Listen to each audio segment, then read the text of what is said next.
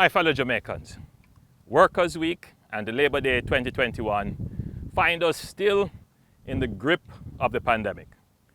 Consequently, the overall theme, safeguarding our labor force amid COVID-19, is particularly relevant.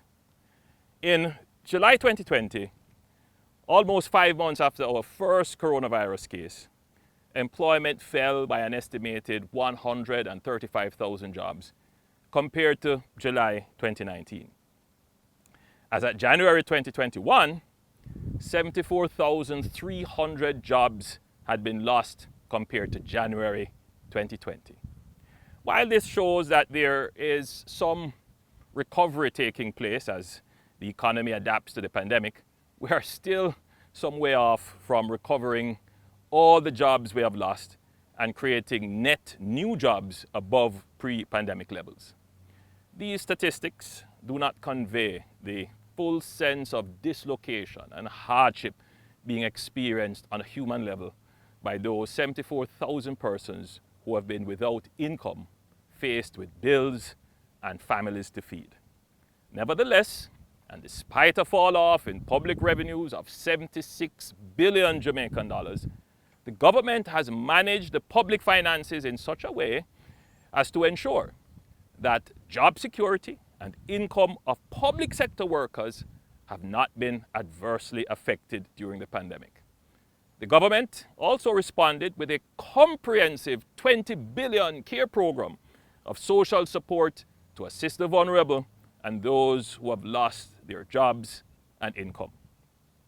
This provided relief and support to approximately 50,000 Jamaican workers for a 9-month period. In addition, approximately 500,000 Jamaicans received direct cash transfers. Never before has any administration responded to a crisis in such a comprehensive, efficient, transparent, accountable, and equitable way. However, government cannot carry a social support program indefinitely with falling revenues. We must get our economy back on track and our people back to work. That is why we have announced the 60 billion social and economic recovery and vaccination program for Jamaica, the SERVE program, which will provide the foundation for the country's economic revival. Already, we are seeing the positive effects on economic recovery for countries that have attained high levels of vaccinations. We cannot afford to be left behind. We will be spending over $30 billion on infrastructure, including the Montego Bay Perimeter Road, which will mobilize local labor and skills. We will be spending $10.5 billion in special resources on health, including $6 billion on vaccines to ensure that our workers are healthy and develop immunity to the coronavirus. We will be spending $5 billion on support for micro, small, and medium-sized businesses to ensure that they can withstand the economic ravages of the pandemic and continue to create the jobs and income for those 74,000 persons and their families who may be without jobs and income. We will be spending $8.1 billion in additional care and social well-being support for the vulnerable and those unable to work and earn an income. We will be spending $1.7 billion for rural farm roads and productivity incentives to boost agricultural employment and production. We will be spending $1.8 billion to expand Wi-Fi and broadband in schools and communities, especially the rural areas, so that our children can get access to online education and our workers can work remotely where necessary and practical. Economic recovery is in the best interest of labor. We must rapidly implement our highway and infrastructure construction projects, our broadband access projects, and support our businesses to return to full productivity. We must also get vaccinated as soon as vaccines are available, and it is your turn. This will ensure that we all can go back to work safely and earn an income. You know, historically, our Jamaican workers have been very vocal and assertive in defending their interests.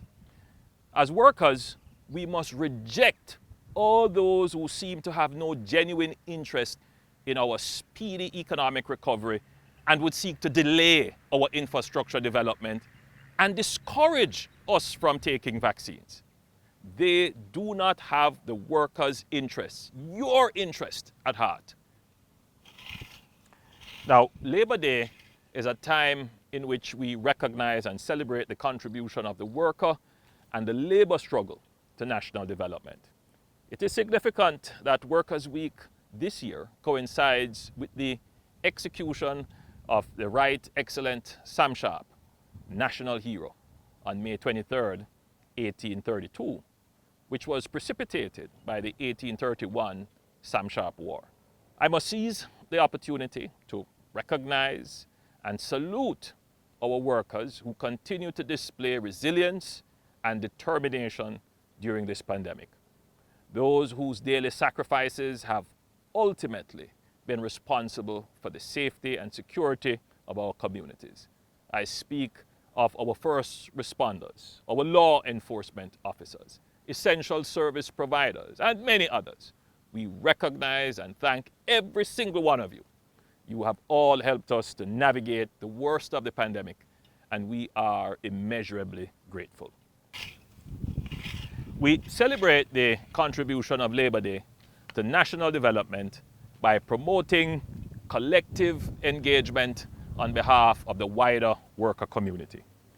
This year, Labor Day will be celebrated on Monday, May 24th, and it will indeed be different.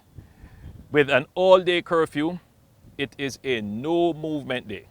Therefore, we will not be able to carry out the many community projects traditionally linked to the day. We, however, invite Jamaicans to be creative and carry out activities around their homes under the theme, Promoting a Clean and Healthy Environment. I invite us to focus on cleaning up and beautifying our homes and surroundings. We encourage you this Labor Day to stay home, stay safe, and clean up your space. Happy Workers' Week, happy Labor Day, as Jamaica looks forward to a speedy, stronger, and fair recovery.